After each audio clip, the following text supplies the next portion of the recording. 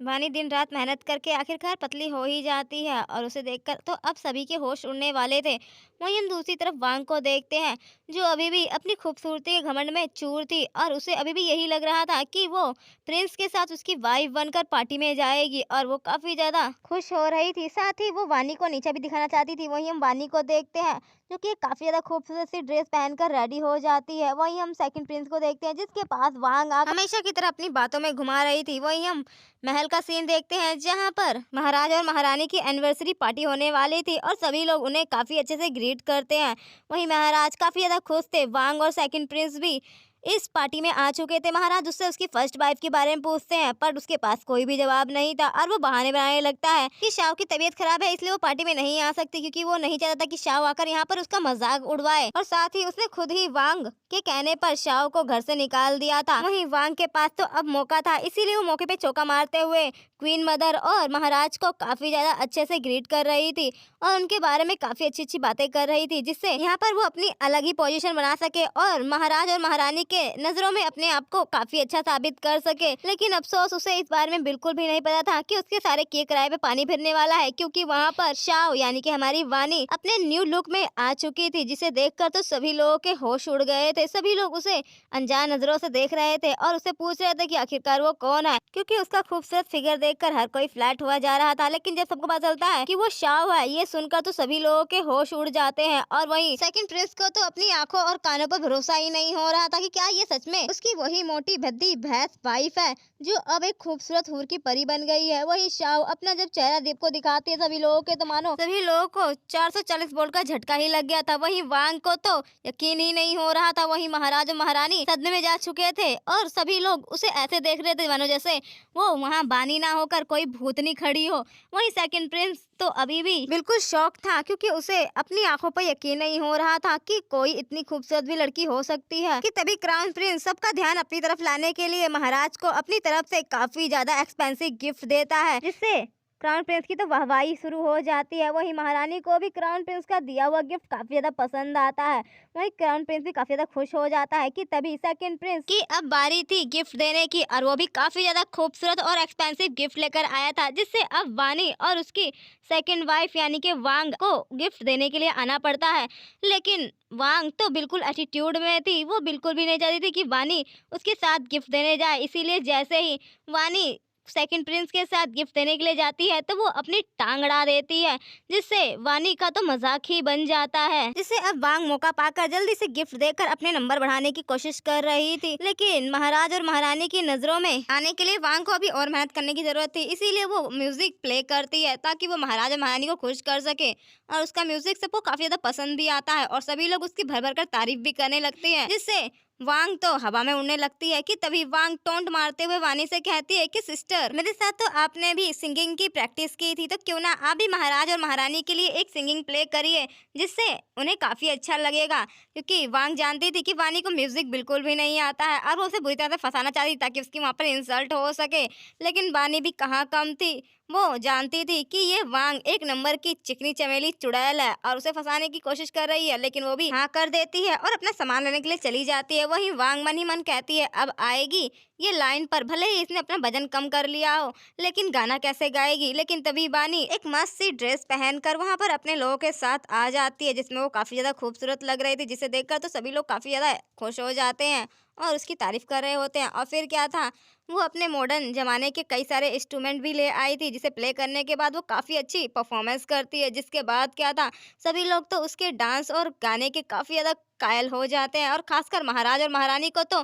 उसका डांस काफी ज्यादा पसंद आता है और उसकी वहां पर वाहवाही हो जाती है, जिससे वांग का तो मुंह बन जाता है। लेकिन वानी का इतने में भी कम नहीं होता और वो मॉडर्न जमाने का भी डांस वहां पर परफॉर्म करती है। जिसके बाद तो वहाँ पर हुडिंग होने लग जाती है, मानो जैसे कोई कॉन्सर्ट हो, और सभी लोगों को काफी ज्यादा मजा आता है, क्योंकि आज तक किसी ने भी इस तरह का डांस और म्यूजिक नहीं सुना था, जिसकी वजह से सभी लोग वानी की काफी ज्यादा तारीफ कर रहे थे। और वहीं महाराज और महारानी तो वानी से काफी ज्यादा इम्प्रेस हो गए थे। वहीं वांग का तो मुंह बना हुआ था। वहीं दूसरी तरफ सेकंड प्रिंस आज पहली बार वानी को देखकर मानो जैसे कहीं गुम ही हो गया था, उसकी तो नजरें ही नहीं हट रही थी। वहीं महाराज और महारानी तो काफी ज्यादा खुश हो जाते हैं, क्योंकि वानी ने कितनी अच्छी परफॉर्मेंस की थी और साथ ही वानी अब एक मैजिक शो भी करने वाली थी, जिससे महारानी तो काफी ज्यादा एक्साइटेड थी। और वहाँ पर एक बहुत बड़ा बॉक्स मंगाया जाता है, लेकिन हमेशा की तरह वांग हमेशा ही टांग अड़ाने के लिए तैयार रहती थी और वो भी टांग अड़ाने के लिए आ ही रही थी, जिससे वानी कहती है मनी मन अब आजा बेटा, तेरा ही इंतजार था, और उसे धक्का मारकर उस बॉक्स में ही बंद कर देती है, जिसे देखकर तो सभी लोग हैरान हो जाते हैं। लेकिन तभी वानी कहती है चलो अब मेरा मैजिक शो शुरू होगा। वहीं वांग मन ही मन कहती है कि आखिरकार ये क्या कारनामा करने वाली है। वहीं सभी लोग क्यूरियस होकर देख रहे थे कि आखिरकार क्या मैजिक शो है, कि तभी वानी एक बहुत ही धारदार एक तलवार ले आती है, जिसे डराते हुए कहती है कि अब मैं देखो क्या करती हूँ, और फिर एकदम से उस तलवार को वांग की अंदर ही घुसेड़ देती है, जिसे देखकर तो सभी लोग घबरा जाते हैं। वहीं सेकंड प्रिंस वानी पर चिल्लाते हुए कहता है कि तुमने ये क्या किया, तुमने वांग को जान से मार दिया। वहीं वानी कहती है तुम्हारा दिमाग खराब है, ऐसा मैंने कुछ भी नहीं किया। लेकिन सभी लोग डरे हुए थे और खून खून चिल्ला रहे थे, जिससे वांग भी काफी ज्यादा घबरा जाती है। और वहीं सेकंड प्रिंस उसे जल्दी से निकालता है और उसे चेक करने लगता है कि इसे कुछ हुआ तो नहीं है। लेकिन तभी वानी कहती है क्या हुआ, कहीं तुम प्रेग्नेंट तो नहीं थी, जिससे वांग का तो मुंह बन जाता है और वो गुस्से से वानी को देखने लगती है। कि तभी सबको पता चलता है कि जो उसको वो खून समझ रहे थे, असल में वो खून नहीं था, बल्कि वांग तो इतना ज्यादा घबरा गई थी कि उसने 1 नंबर ही वहाँ पर कर दिया था, जिससे सभी लोगों की तो हंसी छूट जाती है और वांग वहाँ पर सबके सामने मजाक बनकर रह जाती है। वही महारानी तो वानी से काफी ज्यादा इम्प्रेस हो गई थी उसके इस मैजिक शो से, और वो काफी ज्यादा खुश थी, इसीलिए वो उसको गिफ्ट के तौर पर ढेर सारा सोना देती है, जिससे वांग का तो मुंह देखने लायक था, वो जलन के मारे मरी जा रही थी। वही सभी लोग वानी की भर भर कर तारीफ कर रहे थे। वही सेकंड प्रिंस भी आज कुछ ज्यादा ही इंटरेस्ट के साथ बानी को देख रहा था, क्योंकि बानी उसे बहुत ही अलग लग रही थी। वहीं बानी तो ये गिफ्ट पाकर काफी ज्यादा खुश हो जाती है, क्योंकि ये सोना कुछ ज्यादा ही भारी था, इसीलिए वो महाराज और महारानी को एक गिफ्ट और देती है। जिसके बाद तो सभी लोग और ज्यादा क्यूरियस हो जाते हैं और सभी लोग महल के बाहर छज्जे पर आ जाते हैं, जहाँ पर बानी ने गिफ्ट प्रिपेयर किया था। और सभी लोग उस कैप्सूल को देखकर हैरान थे, जो बानी ने कई सारे बनाए थे। और सभी पूछते हैं कि आखिरकार ये है क्या, और तुम यहाँ पर हमें क्या सरप्राइज देने वाली हो। तो बानी कहते हैं कि आप चिंता मत करिए, मैंने आपके लिए एक ऐसा सरप्राइज प्रिपेयर किया है जिसे देखकर आप काफी ज्यादा खुश हो जाएंगे। और फिर वो अपनी सर्वेंट को बोलकर एक कैप्सूल उठाने के लिए कहती है। वहीं वांग हमेशा की तरह ही टांग अड़ाने के लिए तैयार रहती थी और वो मुंह बनाकर कहते हैं कि ये क्या चीज है। लेकिन जैसे ही वो रॉकेट लॉन्च होता है, वांग का तो मुंह देखने लायक था, क्योंकि वो कुछ ज्यादा ही टांग अड़ा रही थी। कि तभी जैसे ही वो कैप्सूल हवा में जाता है तो बुम करके फटता है और आसमान में हर तरफ रोशनी रोशनी फैल जाती है, जिसे देखकर सब लोग काफी ज्यादा खुश हो जाते हैं। और वहीं वांग की तो ऐसी की तैसी हो गई थी, क्योंकि वो कुछ ज्यादा ही टांग अड़ा रही थी, जिसकी वजह से उस रॉकेट का मसाला उसके मुंह पर ही घुस जाता है, जिससे उसकी शक्ल देखने लायक थी। वहीं सभी लोग महाराज और महारानी को ग्रीट करते हैं उनके एनिवर्सरी के लिए। और फिर क्या था,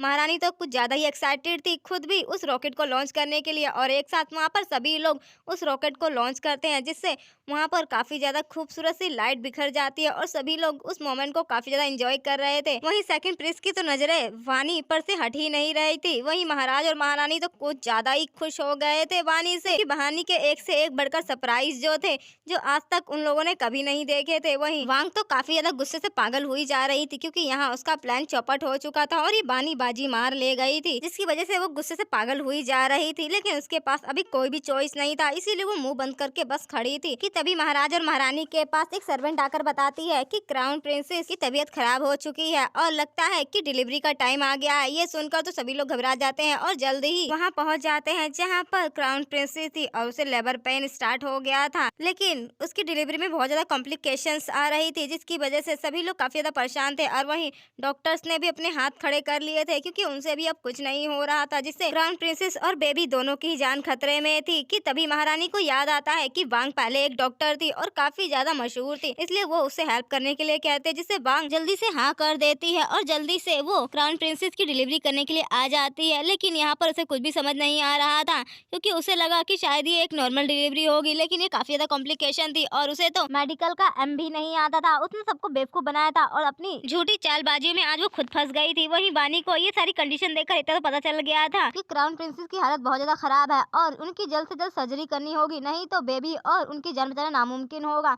इसीलिए वानी महारानी को बताती है कि ऐसे उसकी जान बचाना मुश्किल है और वो उसका ऑपरेशन कर सकती है, क्योंकि वानी खुद पहले एक डॉक्टर हुआ करती थी मॉडर्न टाइम में, लेकिन सेकंड प्रिंस उस पर गुस्सा करता है और कहता है कि अपनी बकवास बंद करो, तुमसे कुछ भी नहीं होने वाला है, बांग गई है ना, वो सब कुछ संभाल लेगी। लेकिन बानी ये बात बहुत अच्छे से जानती थी कि ये इन लोगों की बस की बात नहीं है। वहीं महारानी थोड़ी परेशान होती है कि वो क्या कहे, क्या वो बानी को एक मौका दे। वहीं महाराज भी सोच में पड़ जाते हैं। वहीं बानी उन लोगों को पूरी तरह से श्योर यकीन दिलाती है कि वो पूरी तरह सब कुछ संभाल लेगी और वो माँ और बच्चे दोनों की ही जान बचा लेगी। वहीं महाराज और महारानी काफी ज्यादा घबराए हुए थे क्योंकि क्राउन प्रिंसेस काफी ज्यादा परेशानी में थी और उसकी कंडीशन पल पल बिगड़ती ही जा रही थी और बाहर सभी लोग परेशान थे। और फाइनली महाराज और महारानी वानी को परमिशन दे ही देते हैं क्योंकि वांग से तो कुछ नहीं हो रहा था। वहीं क्राउन प्रिंस और सेकंड प्रिंस दोनों ही परेशान थे। वहीं वानी अपने सारे मेडिकल इंस्ट्रूमेंट लेकर अपनी नौकरानी के साथ सर्जरी करने के लिए आ जाती है। वहीं दूसरी तरफ महारानी वांग पर बिगड़ी हुई थी क्योंकि उसे आधा ज्यादा कुछ नहीं था और उनका टाइम बर्बाद यूं ही कर दिया उसने। वहीं सभी लोग क्राउन प्रिंसेस के लिए परेशान थे और सभी लोग उनके लिए प्रार्थना कर रहे थे। वहीं दूसरी तरफ बानी अपनी पूरी कोशिश करके ऑपरेशन कर रही थी जिससे माँ और बच्चे को बचाया जा सके क्योंकि यहाँ पर टाइम की काफी ज्यादा इन लोगों ने बर्बादी कर दी थी और उसे मौका ही नहीं मिला था। और अब जब मौका मिला था उसने अपनी पूरी कोशिश की और आखिरकार आधे घंटे बाद ऑपरेशन सक्सेसफुल हो ही जाता है। वहीं वांग का तो मुंह देखने लायक था क्योंकि उसे बिल्कुल भी यकीन नहीं हो रहा था कि बानी ने ये ऑपरेशन सक्सेसफुल कर लिया, जबकि उसके बस की तो कुछ भी नहीं थी। वहीं महारानी तो काफी ज्यादा खुश हो गई थी बानी के इस काम से। आखिरकार उसकी वजह से उनका पोता जो बच गया था और साथ ही उनकी प्यारी बड़ी बहू को कुछ हुआ भी नहीं था, जिसकी वजह से वो काफी ज्यादा खुश थी। वहीं वो वांग की भी काफी ज्यादा क्लास लगा देती है कि तुझे ज्यादा कुछ नहीं है और बेमतलब हमने टाइम बर्बाद किया, और वो उस पर काफी ज्यादा बरसती है जिससे सेकंड प्रिंस आकर महारानी से माफी मांगता है वांग के लिए। और वहीं वांग तो काफी अच्छी बनने का नाटक करती है लेकिन महारानी की नजरों में अब उसकी कोई वैल्यू नहीं थी। इसकी वजह से वो उसे ज्यादा वैल्यू नहीं देती है और सेकंड प्रिंस की वजह से ना चाहते हुए भी वो उसे माफ कर ही देती है। वहीं वांग को तो वानी से काफी ज्यादा नफरत हो रही थी क्योंकि उसकी वजह से यहाँ पर उसकी इतनी ज्यादा इंसल्ट हुई थी और महारानी भी उसे अब बिल्कुल भी पसंद नहीं कर रही थी, जिसकी वजह से उसकी नफरत वानी के लिए बढ़ गई थी। वहीं सेकंड प्रिंस को भी काफी ज्यादा वांग की वजह से सुनना पड़ गया था, जिसकी वजह से उसे भी काफी ज्यादा खुंदक आ रही थी, लेकिन उसके पास कोई ऑप्शन नहीं था, इसलिए वो गुस्से से वहां से चला जाता है। वहीं हम वांग को देखते हैं जो चोरी छुपे कहीं जा रही थी कि तभी हम क्राउन प्रिंस को देखते हैं और हमें साथ में यही पता चलता है कि ये वांग बिल्कुल टेढ़ी खीर है और इसका चक्कर पहले से ही क्राउन प्रिंस के साथ चल रहा था। और क्राउन प्रिंस उसे टोंट मारते हुए कहता है कि आज तो तुम बड़ी मुश्किल से बची हो। वैसे मुझे समझ नहीं आ रहा है कि तुमने आखिरकार सेकंड प्रिंस पे ऐसा क्या जादू चलाया है कि तुम्हारे लिए वो महारानी के भी खिलाफ चला गया है, लेकिन मेरे खिलाफ जाने की तुम बिल्कुल भी मत सोचना, नहीं तो मैं तुम्हारा क्या हाल करूंगा ये तुम सोच भी नहीं सकती हो। वहीं हम दूसरी तरफ महाराज को देखते हैं जो कि बानी से काफी ज्यादा इम्प्रेस हो चुके थे और उसने जो आज किया था उससे तो वो इतने ज्यादा इम्प्रेस हो चुके थे कि उन्होंने तो बानी को एक पोजीशन तक दे दी थी उसकी मेडिकल स्किल को देखकर। और इतना ही नहीं, उन्होंने उसे बहुत सारी फैसिलिटी भी प्रोवाइड कर दी थी जिससे बानी तो बहुत ज्यादा खुश हो जाती है कि अब उसके पास इतने सारे ऑप्शन है बिजनेस करने के लिए। और महाराज ने उसे पर्सनली कहा है कि अगर उसे किसी चीज की जरूरत होगी तो वो उसकी पूरी तरह से हेल्प करने के लिए तैयार है, जिससे वानी की तो चांदी ही चांदी हो चुकी थी क्योंकि अब यहाँ पर महाराज का पूरी तरह से सपोर्ट जो मिल गया था। वही हम दूसरी तरफ महारानी को देखते हैं जो अभी भी थोड़ी परेशान नजर आ रही थी और वहीं क्राउन प्रिंसेस की हालत भी अभी थोड़ी बहुत ठीक थी कि तभी वहाँ पर वानी आ जाती है और महारानी उसे अपनी सारी प्रॉब्लम बताती है, जिसके बाद तो वानी महारानी की सारी प्रॉब्लम चटपटनी पट ब्याह की तरह दूर कर देती है और अब प्रिंसेस को होश भी आ जाता है, जिससे महारानी तो काफी ज्यादा खुश हो जाती है कि अब उनकी प्यारी बड़ी बहू रानी ठीक हो चुकी है पूरी तरह से। उसके बाद तो वानी महारानी को कुछ गिफ्ट भी देती है जो कि बेबी केयर के लिए था, जिसके बाद तो महारानी और भी ज्यादा खुश हो जाती है। वहीं हम दूसरी तरफ सेकंड प्रिंस को देखते हैं जो थोड़ा परेशान नजर आ रहा था कि तभी उसकी रॉयल गार्ड उसके पास आ जाती है, जिससे वो वानी के ऊपर नजर रखने के लिए कहता है क्योंकि उसे कुछ दिनों से वानी कुछ अजीब लग रही थी और खासकर अब जो वो इतने बड़े बड़े कारनामे कर रही थी कि तभी वहाँ पर वांग आ जाती है और वो सेकंड प्रिंस को हमेशा की तरह फिर से पागल बनाने लगती है, मतलब अपनी गोल गोल चाशनी में घुमाने लगती है और इनोसेंट बनने की कोशिश करती है और वानी के खिलाफ भड़काने लगती है कि कैसे उसने उसकी इतनी ज्यादा इंसल्ट कराई और उसे सबके सामने नीचा दिखाया, जिससे सेकंड प्रिंस को भी वानी पर काफी ज्यादा गुस्सा आने लगता है कि तभी वानी वहाँ पर आ जाती है, जिसे देखकर तो सेकंड प्रिंस का गुस्सा मानो एकदम से हवा हो जाता है। और वहीं वानी तो हमेशा से एरोगेंट बनती थी तो वो उन दोनों को ही काफी ज्यादा सुना देती है, लेकिन सेकंड प्रिंस आज उसे उल्टा पलट कर जवाब नहीं देता है, जिससे वांग को काफी गुस्सा आता है और वो अपनी चमची के साथ अब वानी के खिलाफ प्लानिंग प्लॉटिंग करने लग जाती है कि कैसे उसने उसे सबक सिखाना है और उसे रास्ते पर लाना है। वहीं हम दूसरी तरफ वानी को देखते हैं जो कि अपना कुछ नया जुगाड़ बना रही थी कि तभी वहाँ पर सेकंड प्रिंस भी आ जाता है अपने साथ ढेर सारा सोना लेकर, जिससे वो बानी को खुश कर सके, क्योंकि वो चाहता था कि बानी वापस से उसके पास महल में वापस आ जाए। लेकिन बानी पूरे एटीट्यूड के साथ उसे ही वहाँ पर झाड़कर भगाने की कोशिश करती है, जिससे सेकंड प्रिंस को काफी गुस्सा आने लगता है, क्योंकि बानी से सीधे मुंह बात भी नहीं कर रही थी। कि तभी से पता चलता है कि वांग की तबीयत खराब हो गई है और वो वांग के पास आ जाता है उसे देखने के लिए। वहीं बानी भी सब कुछ अच्छे से जानती थी कि ये सब वांग का ड्रामा है। वहीं वांग की चमची सारा इल्जाम बानी के ऊपर लगाने लगती है कि उसकी वजह से ही वांग की ये हालत हुई है, क्योंकि महारानी ने उन्हें पनिशमेंट दी थी और वो अब बीमार है और उनके पैर में काफी ज्यादा चोट लग गई है और सांप ने भी काट लिया है। उसके बाद तो सेकंड प्रिंस को काफी गुस्सा आने लगता है और उसे सच में लगने लगता है कि बानी की वजह से ही वांग की हालत खराब हुई है और वो उससे जलती है। लेकिन बानी भी कहाँ कम थी, वो तो जानती थी कि ये नाटक कर रही है, इसीलिए वो अपने साथ एक मस्त आरी ले आती है और कहती है कि इसका पैर तो अब काटना पड़ेगा और तुम तो जानते हो मैं डॉक्टर हूँ और इसका पैर मैं काट कर दोबारा से जोड़ दूंगी। ये सुनकर तो वांग मन ही मन घबरा जाती है, लेकिन फिर भी वो अपना नाटक जारी रखती है ताकि उसकी पोल ना खुल जाए सेकंड प्रिंस के सामने, और उसके पास कोई ऑप्शन भी नहीं था। वहीं बानी के पास भी मौका था, इसीलिए वो नकली टांग सेकंड प्रिंस के सामने फेंकते हुए कहती है तुम्हें पसंद आई, जिसे देखकर तो सेकंड प्रिंस घबरा जाता है और वहीं बानी वो आरी लेकर वांग के पास पहुंच जाती है और उसे डराने लगती है। वहीं उसकी चमची भी घबरा जाती है कि आखिरकार अब मालकिन का क्या होगा, कहीं ये नाटक उन पर भारी ना पड़ जाए। वहीं सेकंड प्रिंस भी घबरा जाता है, लेकिन बेचारे की बोलती बंद हो चुकी थी और वहीं बानी उस आरी को लेकर वहां पर पहुंचने लगती है कि तभी एकदम से लड़खड़ाकर जानबूझकर वो टेबल को काट देती है, जिसे देखकर तो सभी लोग एकदम से घबरा जाते हैं कि जब ये इतनी मजबूत टेबल काट सकती है आरी, तो टांग का क्या ही होगा। वहीं वानी वांग को परेशान करने के लिए जा ही रही थी कि तभी वहां पर सेकंड प्रिंस उसे रोक लेता है और कहता है कि क्या इसके सिवा कोई और दूसरा रास्ता नहीं है, उससे तो उसके पैर पूरी तरह से कट जाएंगे। लेकिन बानी उसे मना करती है और कहती कोई रास्ता नहीं है और वो आरी लेकर पहुंच जाती है, लेकिन वांग एकदम से दूर हो जाती है और कहती नहीं नहीं मैं बिल्कुल ठीक हूँ। उसके बाद क्या था, उसका नाटक सबके सामने आ चुका था, लेकिन फिर भी वो अपना ड्रामा पूरी तरह से कंटिन्यू करती है और वो वानी पर ही इल्ज़ाम लगाने लगती है कि इसकी वजह से ही सब कुछ हुआ, ये मुझसे जलती है, ये मुझसे नफरत करती है, ये तुम्हें मुझसे छीनना चाहती है, ब्लै ब्लै ब्लै ना जाने कितना ज़्यादा ड्रामा करने लग जाती है। कि तभी वहाँ पर नौकरानी वांग के पास खून देखकर घबरा जाती है और कहती है खून कहाँ से आ गया,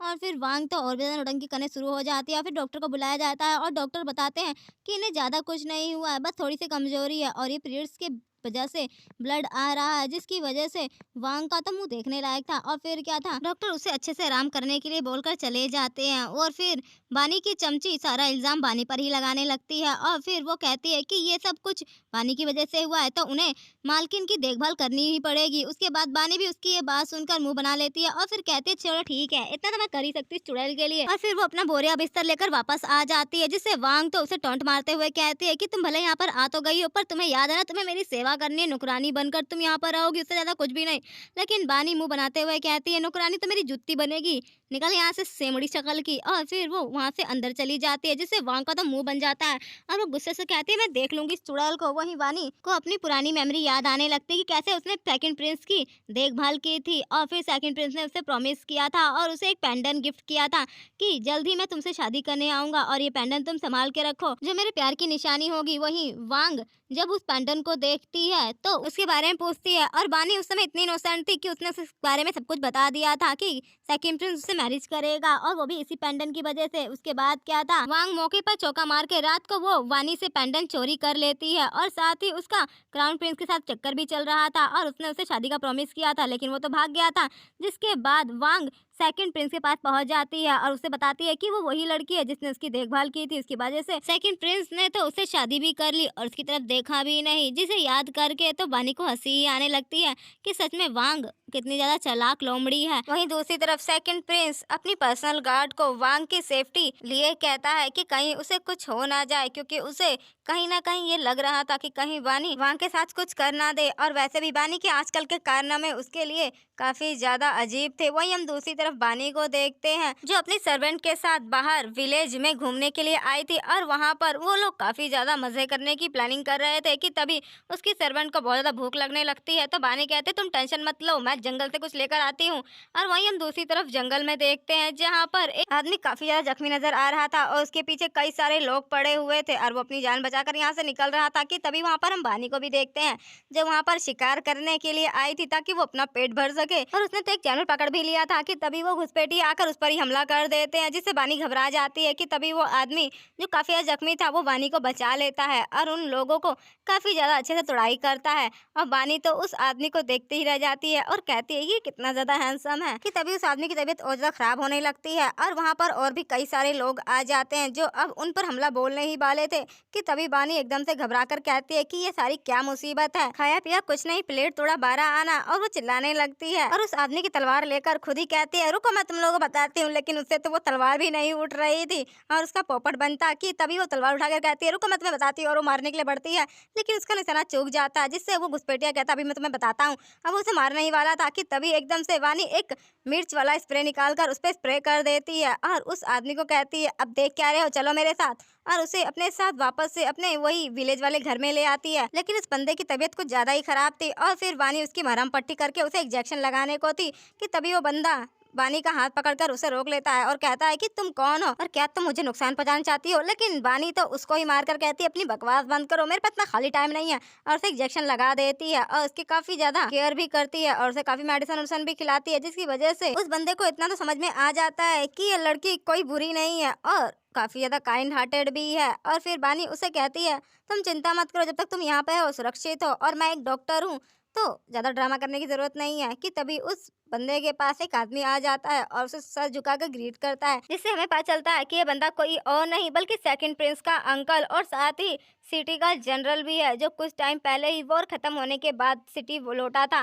लेकिन यहाँ आने के बाद कुछ घुसपैठियों ने उस पर हमला कर दिया और वो अपने आदमी को कहता है कि मैं यहाँ पूरी तरह से ठीक हूँ, तुम यहाँ से जा सकते हो और जल्दी मैं महल आ जाऊंगा और महाराज को बता देना कि मैं पूरी तरह से ठीक हूँ। वहीं हम दूसरी तरफ वांग को देखते हैं जो अभी भी सुधरी नहीं थी और उसके दिमाग में अभी भी बानी को परेशान करने के खुराफाती आइडिया आ रहे थे और उसे यही पता चल गया था कि बानी विलेज वाले हाउस गई है, इसीलिए उसने अभी भी अपने तिगड़म दिमाग लगाना बंद नहीं किया था। वहीं हम दूसरी तरफ बानी को देखते हैं जो कि अभी बंदूक बनाना सीख रही थी और उसने कई सारे मॉडल भी ड्रॉ कर लिए थे। वहीं हम जनरल को देखते हैं जो अब लगभग ठीक हो चुका था और वो वानी को थैंक यू करता है उसकी इतनी ज्यादा टेक केयर करने के लिए। साथ ही वो उसके लिए खरगोश भी पकड़ कर लाया था गिफ्ट के तौर पर, जिसे पाकर तो बानी काफी ज्यादा खुश हो जाती है और साथ ही शकरगंजी भी, जिसे पकाने के लिए वो जल्दी से किचन की ओर भागती है। वहीं हम दूसरी तरफ देखते हैं जहाँ पर सेकंड प्रिंस अपना कुछ काम कर रहा था कि तभी उसकी पर्सनल गार्ड वहाँ पर आ जाती है और उसे बानी के बारे में बताती है, जिसे सुनकर तो उसे बहुत ज्यादा गुस्सा आता है। वहीं हम दूसरी तरफ देखते हैं जहाँ पर बानी ने उस खरगोश को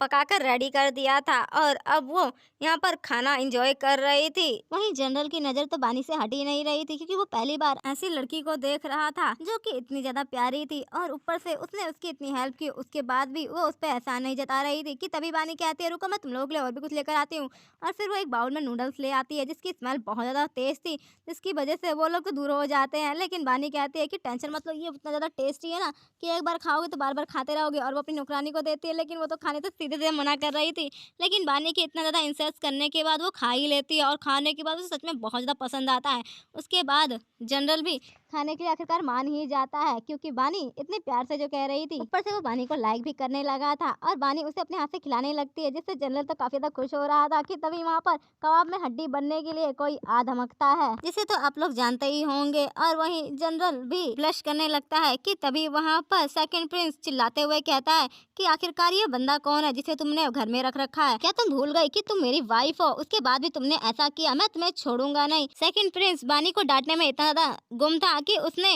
अपने अंकल पर ध्यान ही नहीं दिया था। कि तभी जनरल उस पर गुस्सा करते हुए कहता है कि तुम जंगली किसे बोल रहे हो। उसे देखने के बाद तो सेकंड प्रिंस की हवाइयाँ उड़ जाती है क्योंकि उसे नहीं पता था कि यहाँ पर जिसे वो ताने देने आया था वो उसी के अंकल है। उसके बाद क्या वो गन्ने की तरह बिल्कुल सीधा हो जाता है। वहीं जनरल उसे काफी अच्छी खासी डांट लगाने के बाद उसे बताता है कि बानी ने उसकी जान बचाई जंगल में जब उसके पीछे घुसपैठिए लग गए थे और वो काफी अच्छी लड़की है। उसके बाद क्या था, बानी का भी एटीट्यूड बढ़ जाता है। भाई बंदी तेज तलवार जो थी और वो सेकंड प्रिंस पर ही गुस्सा करने लगते हैं, जिससे सेकंड प्रिंस को काफी ज्यादा गुस्सा आता है और वो उसे चिल्लाने लगता है कि तभी बानी कहते हैं काम करो, तुम मुझे डिवोर्स दो और मेरा पीछा छोड़ो। जिसे सुनकर तो सेकंड प्रिंस अब बानी से लड़ने ही लगता है, लेकिन बानी भी अंकल के पीछे छुप जाती है और वो अंकल से कहते हैं कि देखो ये मुझ पर हमेशा ऐसे ही चिल्लाता रहता है, ये बहुत ज्यादा खड़ूस है। उसके बाद क्या था, अंकल भी बानी का ही सपोर्ट कर रहे थे, लेकिन तभी वहां पर कई सारे घुसपैठिया हमला कर देते हैं, जिससे सेकंड प्रिंस तो बानी को अपनी तरफ ही खींच लेता है और वहां पर कई सारे घुसपैठिए और भी तेजी से आ रहे थे। सेकंड प्रिंस और अंकल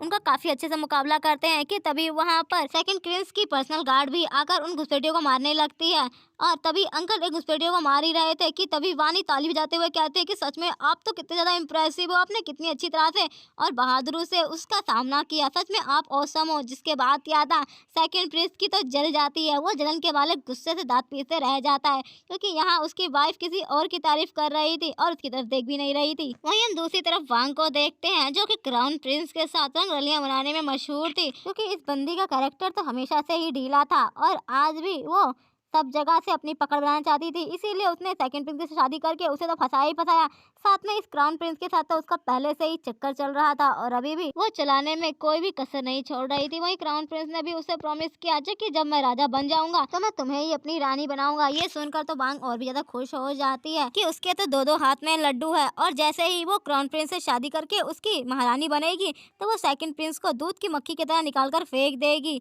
और वहीं हम दूसरी तरफ देखते हैं जहाँ पर सेकंड प्रिंस गुस्से से और जलन से पागल हो चुका था, इसीलिए वो बानी को अपने साथ जबरदस्ती लेकर आ गया था क्योंकि बानी अब उससे डिवोर्स मांग रही थी और उसी का गाना गा रही थी, जिससे सेकंड प्रिंस को काफी ज्यादा गुस्सा आने लगता है और वो गुस्से से कहता है ऐसा तुम मुझसे डिवोर्स लेकर किसी और के पास जाना चाहती हो तो ऐसा कभी भी नहीं होगा, तुम्हें मरते दम तक मेरे साथ ही रहना होगा। जिससे बानी को तो काफी गुस्सा आता है, लेकिन तभी उसके दिमाग में कुछ उठपटांग आता है और वो तो सेकंड प्रिंस के साथ ही फ्लर्ट करने लग जाती है और कहती है कि अच्छा अब तुम्हें कुछ ज्यादा ही मुझ पर इंटरेस्ट नहीं आ रहा है, पहले तो तुम मेरी शक्ल भी देखना नहीं चाहते थे। वहीं हम दूसरी तरफ वांग को देखते हैं जो चोरी छिपे ये सब चीजें देख रही थी और उसका खून खोल रहा था। आखिर अब आगे क्या होगा और वांग क्या चाल चलने वाली है वानी के खिलाफ ताकि वो उसे फंसा सके और वानी कैसे बचाएगी खुद को, जानेंगे नेक्स्ट एपिसोड में। तब तक कमेंट करके जरूर बताइएगा कि आपको ये स्टोरी कैसी लगी। Thanks for